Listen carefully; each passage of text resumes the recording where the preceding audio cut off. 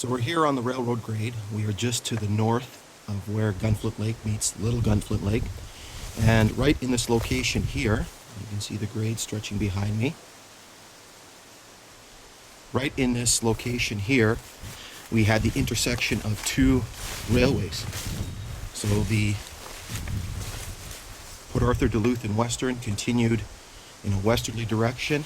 And right here, nearly invisible now through the brush, was the grade of the Gunflint and Lake Superior Railway, which was a logging railway, which was built in 1903. That ran the short distance to the narrows between Gunflint and Little Gunflint, and then crossed over the border into Minnesota and ran for about 3 or 4 miles in there.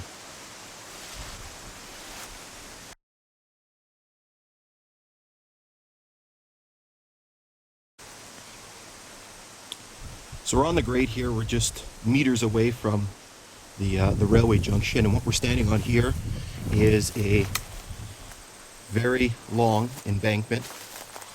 You can see this low-lying area has been filled in with quite a bit of rock fill. You can see it on the north side of the grade as well. You can see the topography here, as well as the vegetation cover. This area was partially burned by the forest fire in 2007. And so you can see a few trees still standing, some burnt.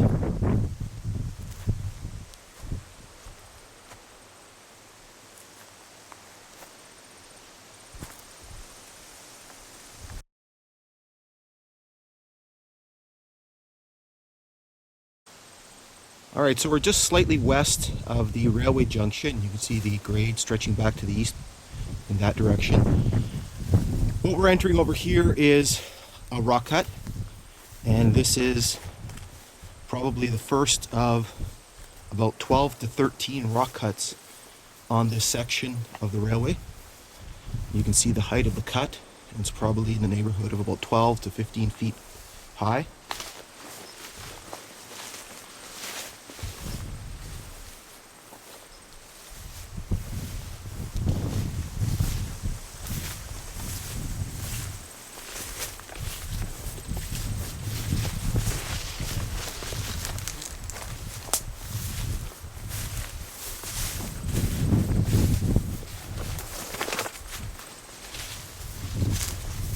The rock cut seems to lower a little bit as you get in this direction, maybe 8 to 10 feet.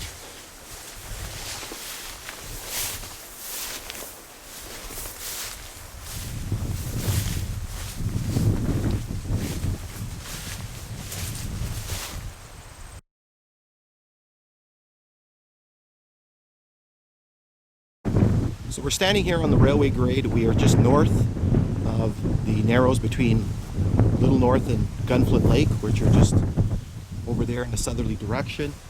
The railroad grade stretches behind me. You can see it is a very windy day. Feels like almost like a fall day. And what we have here is we have one of the first bridge crossings on Gunflint Lake. So I'm standing on the eastern abutment. You can hear, maybe you can hear the water running down there with the sound of the wind. The other side is located just over here.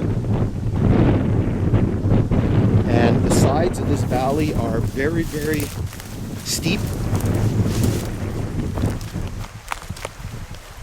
You can see some of the rock that was used to create this eastern abutment.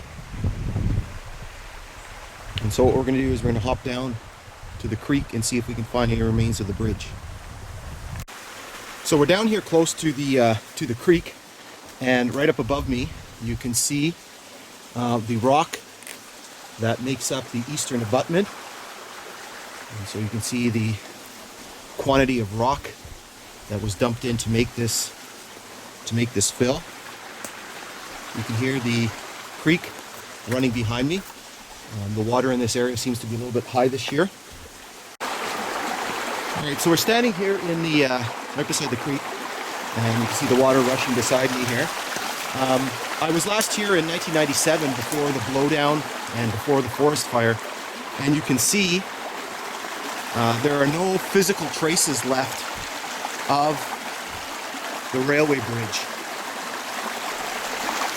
There's a lot of rock.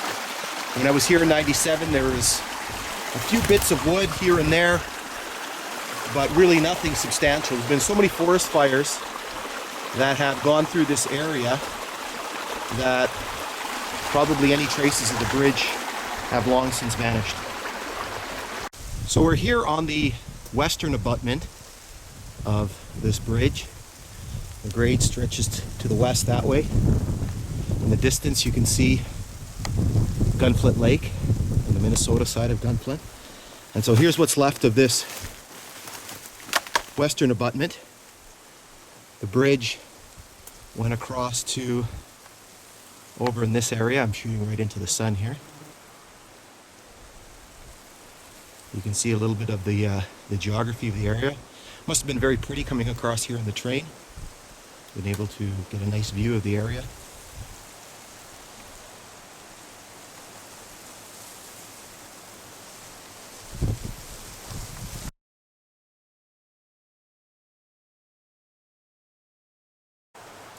So we're here on the railway. We're just to the west of the bridge crossing, and in this location here you can see that there's been a little section of pines that have been untouched by the fire, and so it makes for a very picturesque hike.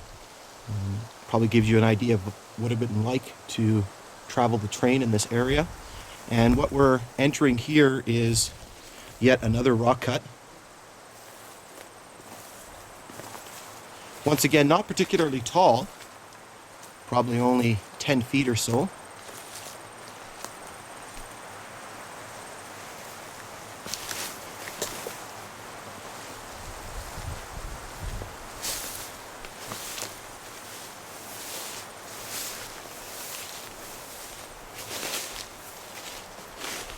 But when you add up the number of cuts that we're talking about in this area, it does give you an idea of the immense amount of work that was put into constructing this railway.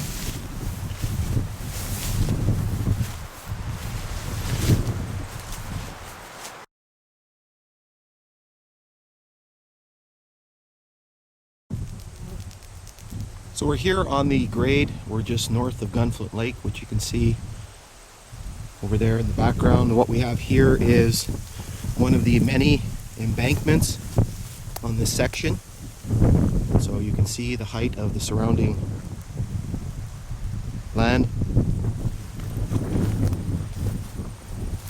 Once again, would have been very, very pretty during the time of the railway to be up this high and be afforded such a beautiful view of the lake. You can see a few pines left. And so as we pass through the embankment, we enter into yet another rock cut. And you can see this one here. You can see the iron content in the rock. You can see all the oxidization. You can see the very interesting pattern of the rock. Very shaly in appearance.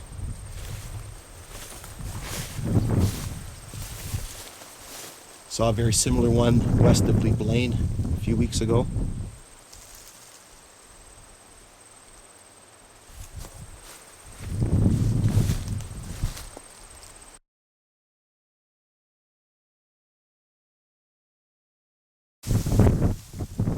So we're here on the railway. We're just north of Gunflint Lake.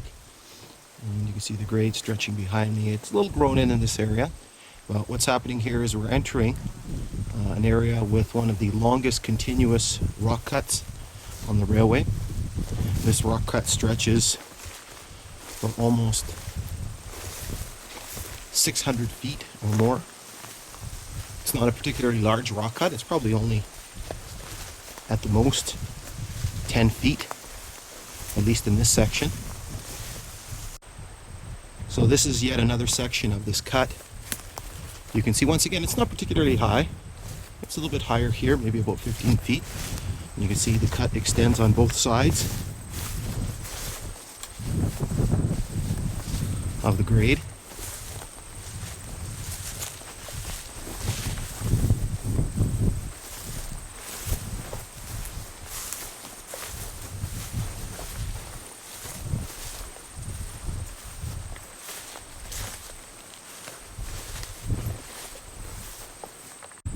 So we're still in this very long rock cut, and you can see small traces of the rock cut here.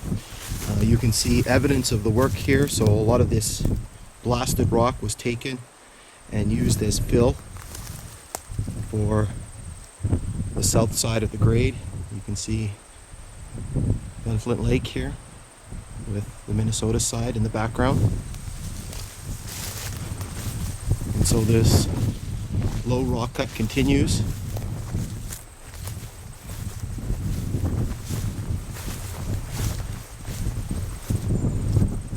To the west.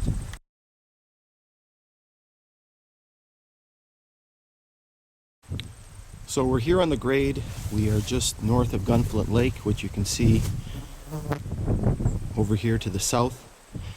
What we have here is just a small little rock cut. You can see that it's not particularly high, maybe about 15 feet, and not particularly wide.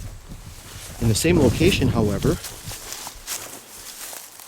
we have a lot of rock fill that has been deposited to make the grade.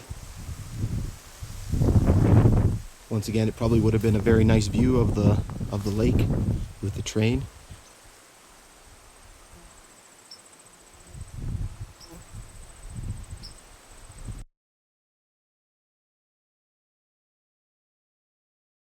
So we're here on the grade once again, just north of Gunflint Lake, and you can see the grade stretching to the west.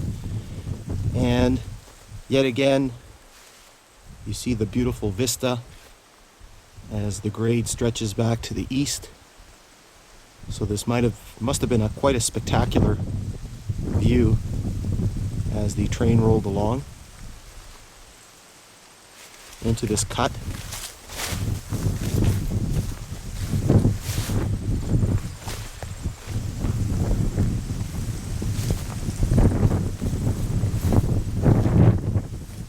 Imagine towering pines and poplars lining the side of this cut. It must have been very spectacular.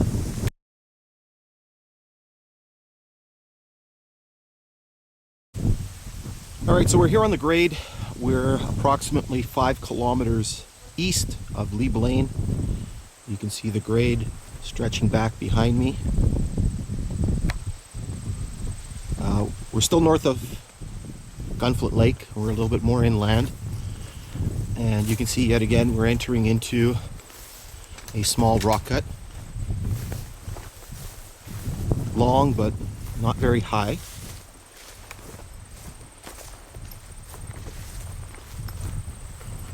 You can see this was a very hard hit area by the forest fire with all the burned trees.